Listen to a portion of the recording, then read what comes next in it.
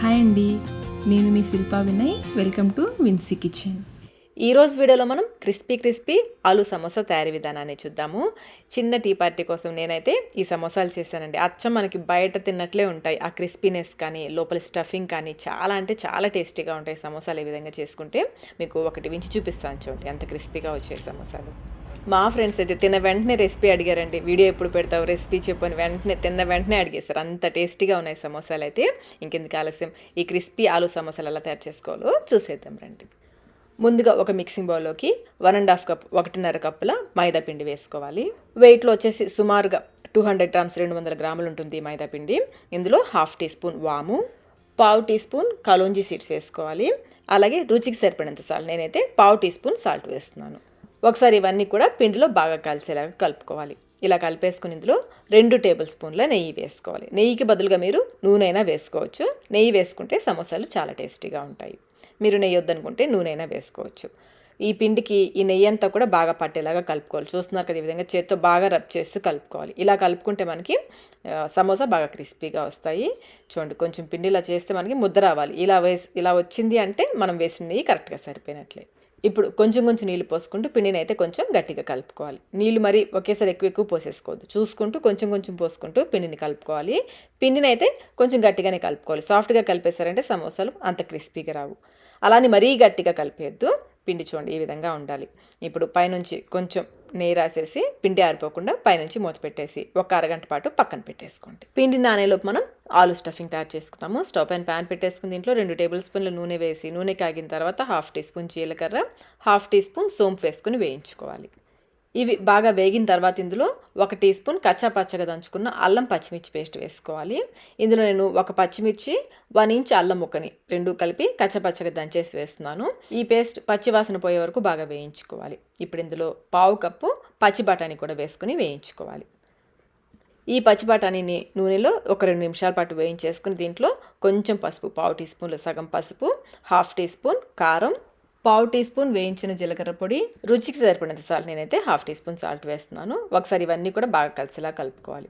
Flame అయితే లోలో పెట్టేసుకోండి. బాగా కలిపేసుకుని దీంట్లో ఈ బఠానీ ఉడికించడానికి సరిపడా నీళ్ళు, నేనైతే 1/4 కప్పు నీళ్ళు పోస్తున్నాను. నేనైతే బఠానీలు ఉడికించకుండానే వేసేసానండి. మీరు కావాలంటే ముందే ఉడికించైనా వేసుకోవచ్చు, లేదంటే ఈ విధంగా ప్యాన్లో వేసాక కొంచెం నీళ్ళు పోసైనా ఉడికించుకోవచ్చు. ఇవి మెత్తబడేంత వరకు ఉడికించుకోవాలి. ఈలోపు ఉడికించుకున్న బంగాళదుంపల్ని పైన పొట్టు తీసేసి మ్యాష్ చేసి పెట్టేసుకోండి. ఇవి వచ్చేసి 1/2 కిలో బంగాళదుంపలు. చూడండి, ఈ సైజువి 3 వచ్చాయి. వీటిని లైట్గా మ్యాష్ చేసేసుకుని బఠానీలు ఉడికిన తర్వాత వేసుకోవాలి. మళ్ళీ ఇదంతా ఒకసారి బాగా కలిసేలాగా కలుపుకోవాలి. ఈ స్టఫింగ్తో మనకి 16 సమోసాలు వస్తాయండి. మీడియం సైజ్ సమోసాలు, పెద్దవి కాదు, మీడియం సైజ్వి 16 వస్తాయి. బాగా కలిపేసుకుని ఇందులో 1/2 teaspoon garam masala, 1/2 teaspoon amchur powder వేసుకోవాలి. మళ్ళీ ఇవి కూడా ఇందులో బాగా కలిసేలాగా కలుపుకోవాలి. మీకు బంగాళదుంప ఎక్కడైనా కొంచెం గడ్డలుగా ఉంది అనిపిస్తే స్పూన్తో మ్యాష్ చేసేసుకుంటూ ఒక 5 నిమిషాల పాటు అయితే బాగా వేయించుకోవాలి. చివరిగా వేయించుకున్న పల్లీలు బద్దలుగా హాఫ్గా చేసినవి 2 టేబుల్ స్పూన్లు వేస్తున్నాను. ఇంకా సన్నగా తరిగిన కొత్తిమీర కూడా వేసుకోవాలి. మీ దగ్గర పల్లీలు వేయించినవి రెడీగా లేవనుకోండి, నూనెలో ముందు పల్లీలు వేసి వేయించేసుకుని తర్వాత జీలకర్ర సోంపు వేసి వేయించేసుకోండి. నా దగ్గర వేయించినవి రెడీగా ఉన్నాయి కాబట్టి చివరిలో వేసాను. అలాగే ఒకసారి టేస్ట్ చెక్ చేసుకుని ఏమైనా తక్కువైతే వేసి కలుపుకోండి. స్టఫింగ్ అయితే రెడీ అయిపోయింది. దీన్ని ఒక ప్లేట్లోకి తీసేసుకుని పూర్తిగా చల్లారనివ్వాలి. ఈ స్టఫింగ్ రెడీ అయ్యేలోపు పిండి కూడా చక్కగా నానుంటుంది. పిండిని ఒక 2 నిమిషాల పాటు బాగా కలుపుకోవాలి. బాగా కలిపేసుకుని పిండిని 8 ఈక్వల్ పార్ట్స్గా చేసుకోండి. అంటే 8 పిండి ముద్దలు, ఈ సైజువి 8 పిండి ముద్దలు అవుతాయి. అంటే 8 చపాతీలు అవుతాయి. 8 చపాతీలు అంటే 16 సమోసాలు వస్తాయి. ఒక్కొక్క పిండి ముద్దని పెట్టేసి ఇంకా నూనె కానీ పొడి పిండి కానీ చల్లాల్సిన అవసరం లేదు. మీకు అంటుకుంటుంది అనిపిస్తే వేసుకోండి. మనం పిండిని కరెక్ట్గా కలుపుకుంటే అసలు మనకి బోర్డుకి కూడా ఏమీ అంటుకోదు. ముందు ఒక సైజు వరకు రౌండ్గా చేసేసుకొని తర్వాత వర్టికల్గా పొడవుగా వచ్చేలాగా రోల్ చేసుకోవాలి. చూడండి, ఈ విధంగా కొంచెం వర్టికల్గా పొడవుగా వచ్చేలాగా రోల్ చేసుకోవాలి. చపాతీ అయితే మరీ సన్నగా కాకుండా అలానే మరీ లావుగా కాకుండా చూడండి ఈ మాత్రం మందం ఉండేలాగా ఒత్తుకోవాలి. ఇప్పుడు దీన్ని 2 ఈక్వల్ పార్ట్స్గా కట్ చేసుకోవాలి. ఒక చపాతీతో మనకి 2 సమోసాలు అవుతాయి. ఒక సగం తీసుకుని అంచుల్ని చూడండి ఈ విధంగా నీళ్ళతో తడుపుకోవాలి. నూనె కాదు, నీళ్ళతోనే తడుపుకోవాలి. అంచులకంతా రాసేసి వీడియోలో చూపిస్తున్నట్లుగా క్లోజ్ చేసుకోవాలి. మధ్యలో ఈ విధంగా ఓపెన్ అయిపోకుండా గట్టిగా ప్రెస్ చేసేసేయండి. మొత్తం అదంతా కూడా ఓపెన్ అయిపోకుండా ప్రెస్ చేయాలి. అలాగే ఈ కార్నర్ కూడా ఓపెన్ అయిపోకుండా బాగా క్లోజ్ చేసేసుకోవాలి. ఇది ఓపెన్ ఉందనుకోండి, సమోసాలు వేయించేటప్పుడు బయట నుంచి ఆయిల్ సమోసా లోపలికి వెళ్ళిపోతుంది, సమోసా లోపల స్టఫింగ్ బయటకు వచ్చేస్తుంది. అందుకని ప్రాపర్గా క్లోజ్ చేసుకోవాలి. చూడండి చక్కగా కోన్ షేప్ వచ్చింది కదా. ఇప్పుడు ఇందులో సరిపడా స్టఫింగ్ పెట్టేసుకోవాలి. కావాలంటే మీరు ఈ స్టఫింగ్ కూడా ముందే 16 ఈక్వల్ పార్ట్స్ లాగా కూడా చేసి పెట్టేసుకోవచ్చు. ఇప్పుడు చూడండి, మనం ఇక్కడ జాయిన్ చేసాం కదా, దాని కరెక్ట్గా ఆపోజిట్లో కొంచెం ఈ విధంగా ఫోల్డ్ చేసుకోవాలి. కొంచెం లైట్గా ఫోల్డ్ చేసుకోండి.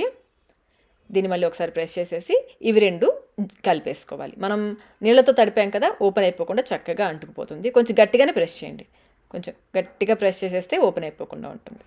ఈ సమోసా ఫోల్డింగ్ చాలా సింపుల్ అండి. 1-2 చేశారంటే చాలా ఈజీగా అనిపిస్తుంది. షేప్ చూస్తే ఎంత పర్ఫెక్ట్గా వచ్చిందో కదా. ఇలాగే ఒక వాయికి సరిపడా సమోసాలు చేసేసుకోవాలి. డీప్ ఫ్రైకి సరిపడా నూనెని పెట్టేసి నూనెని కొంచెం సేపు కాగనివ్వాలి. పిండి వేసి చూస్తే చూడండి, విధంగా నిదానంగా పైకి రావాలి. మధ్యస్థంగా వేడెక్కాలి, మరీ వేడెక్కిపోకూడదు, మధ్యస్థంగా వేడెక్కాలి. ఇలా వేడెక్కిన తర్వాత ఆయిల్కి సరిపడా సమోసాలు వేసేసుకోండి. సమోసాలు వేసాక ఫ్లేమ్ని లో మీడియంలో పెట్టే వేయించుకోవాలి. హైలో కానీ లోలో కానీ కాకుండా కొంచెం లో మీడియం ఫ్లేమ్లో పెట్టేసి మధ్య మధ్యలో కలుపుకుంటూ వేయించుకోవాలి.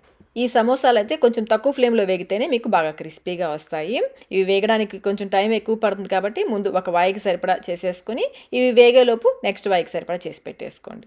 సమోసాలు అయితే చూడండి, ఈ విధంగా మంచి గోల్డెన్ బ్రౌన్ కలర్ వచ్చేంత వరకు వేయించుకోవాలి. సమోసా క్రిస్పీనెస్ అంతా కూడా మీరు వేయించుకోవడంలోనే ఉంటుంది. బాగా వేగిన తర్వాత నూనెలోంచి తీసేసుకోవడం. ఇలా పిండిని కొంచెం గట్టిగా కలిపాం కాబట్టి ఇవి నూనెను కూడా ఎక్కువగా పీల్చుకోవు. ఎక్సెస్ ఆయిల్ డ్రైన్ చేసేసుకొని ఒక ప్లేట్లోకి వేసేసుకోండి. ఇదే విధంగా మిగిలిన సమోసాలన్నీ చేసుకోవాలి.